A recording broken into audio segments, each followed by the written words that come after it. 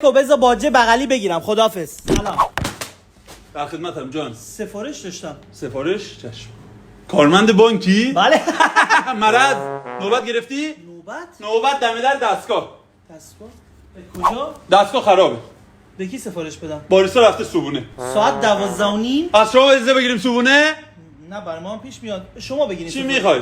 2 تا کاپوچینو، 2 تا اسپرسو، 2 تا چه خبره؟ زامن داری؟ زامن. 2 تا زامن. بازاری و کارمند وگرنه چای نبات میتونم بهت بدم. سند دارم. سند اینجا چرا اومدی؟ کجا بدم؟ اونور کارشناسی اسناد باجه بغل. کارشناس اسناد رفته صبونه. خب شما اینو کاش بکن برام. سند باید تجاری باشه. ندیدی تجاریه. بوداره باید امضا بزنی. 2 تا. خودکار با هم بده. نکش. ببخشید. امضا تطابق نره. باید ببری پیش رئیس شعبه. همین الان زدم. رئیس کجاست؟ معلومه یکیش تو نزدی. رئیس صبونه. صبحونه کی میاد؟ ناهار. ناهار؟ کارمند دولت نباید ناهار بخوره؟ حق با شماست. در خدمت. یه کارش بکن، خواهش میکنم اینو یه کارش بکن. حالا دیگه رفیق شدیم دیگه. بذار سیستم رو چک کنم.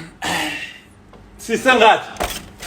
دیگه خاموشه. قطعه چرا روشنش کنم؟ وقت خودتو نگیر. برو فردا صبح با مدارک کامل بیا. 18 تا عکس 3x4 2 تا قدی 3 تا از پشت.